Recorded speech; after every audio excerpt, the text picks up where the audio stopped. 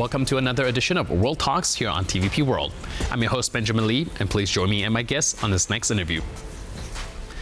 Ukrainian President Zelenskyy had traveled to Washington amid deep uncertainty over U.S. support. And the media is buzzing over whether Trump will approve long-range missiles and what a parallel Trump-Putin summit could mean for Ukraine. Joining us today on TVP World to parse these momentous development is Myroslava Gongadze, a non-resident senior fellow at the Atlantic Council, an expert on Ukraine's strategic and democratic crisis. Hello and welcome to TVP World. Thank you to be with you today.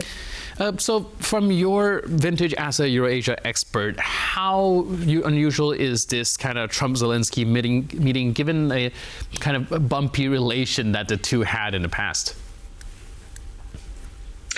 Yes, actually, what we have to see it in the last couple of weeks or maybe a month that Trump administration actually shifted its policy toward Ukraine and toward Russia, and we saw many very hopeful for Ukraine for sure and for Europe signs that Trump administration is planning to take a more strong stance toward Russia, against Russia, and there was a discussion about the missiles would be provided to Ukraine that Ukraine is asking.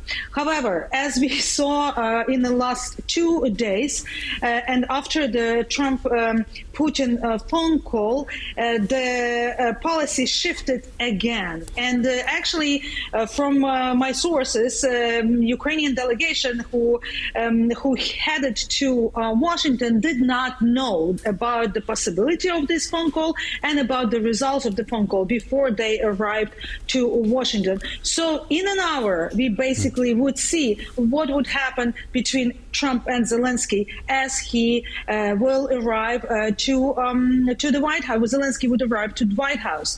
Zelenskyy and the Ukrainian administration asked for Oval Office meeting. However, from my understanding, the meeting would be a working lunch, and after the meeting, the President Trump and President Zelenskyy would give separate statements to the media. That's what we know for now.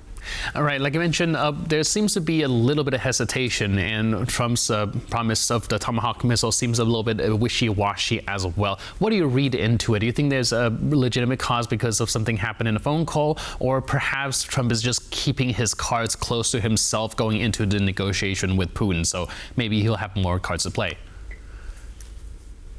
Obviously, Trump is playing his cards well, and it looks like he is showing that he's using the Tomahawk missile as a carrot for Ukraine, as a stick for Russia. And yes, he promised, he made verbal statements, but many sources, including some Ukrainian MPs, are saying that delivery or promised Tomahawk missiles would not happen at this time. However, it's important to say that Ukraine and United States is supposed to announce the agreement on development of their military supplies or military development project, and that's yesterday. President Zelenskyy in the Ukrainian embassy in Washington met a couple of leaders of military development companies in United States, and it looks like they are planning to announce some very serious step forward toward development of military supplies for Ukraine. Right, and ahead of the meeting, also gather something quite interesting to me, where Zelenskyy is essentially offering Donald Trump to use Ukrainian pipelines to transit some gas and energy to countries like Slovakia and Hungary. Now, a lot of the energy experts have also been saying that this actually runs directly in contrast to EU's current Repower Europe plan to phase out and ban the use of Russian gas. Do you think that this is a sign that Zelenskyy is perhaps taking more priority in pleasing the Trump administration than perhaps aligning with his European allies at the moment, seeing that Trump is going into this negotiation with Putin very soon? I am afraid that it's too early to say what is in that particular plan or offer. Obviously, President Zelenskyy is trying to please the White House and offer whatever he can, what is in his card, to put Trump in more negotiable kind of feeling, negotiable stand. However, Ukraine understand this very well, that without Europe, Ukraine cannot survive, and Ukraine is relying on European supplies and European development. And yes, while they are trying to please U.S., they do rely on European Union for a lot of support, military as well as budget support and direct financial support. And like I mentioned in the top of the interview, Trump's personal stance towards Ukraine and towards Russia have been shifting in the past few weeks. However, the first fallout has caused a lot of his MAGA base to be quite reluctant to support Ukraine with what it needs. What's Zelensky's strategy going into this meeting in order to calibrate this ask to maximize what he can get without perhaps triggering any backlash, be it in the Congress, be it in Donald Trump's own base?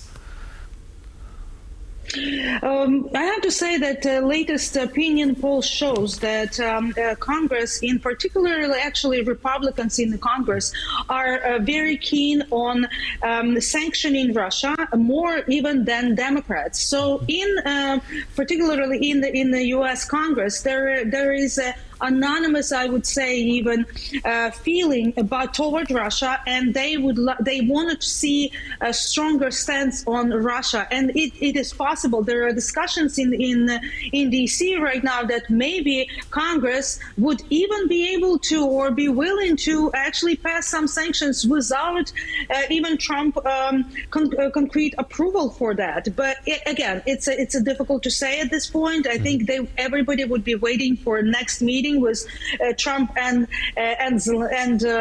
Putin. As we know, it's supposed to be in Budapest, if that will happen.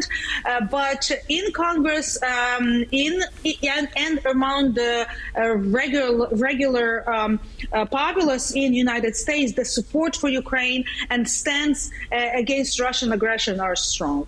Right, it does seem like the wind is changing. Now, last but not least, you just mentioned the Trump and Putin summit. It's scheduled quite swiftly. Do you think that also have any risk of sidelining Ukraine and force more urgency in the U.S. commitments? I mean, I think it looks like Trump is very committed to possible peace. He just get some successes in the Middle East, so he wants to maybe use that successes and push forward with this promise to his even base to solve Ukraine-Russia war. So we will see. It's hard to say, but the one thing it has to be clear that European Union and Europe have to have a stronger stand. They cannot be reactive as they have been for last 3 years. Europe has to be prepared to defend itself and be more forceful in their position toward to be part of this peace negotiation and have some successes as well if that peace negotiation would to happen. All right, like I said, the key might just be lying in the proactiveness and the preparedness of Europe as well. Thank you so much for your input and insight. Really appreciate it. Thank you. And thank you for tuning into this edition of World Talks. For more news, update, and commentary, please stay tuned to TVP World.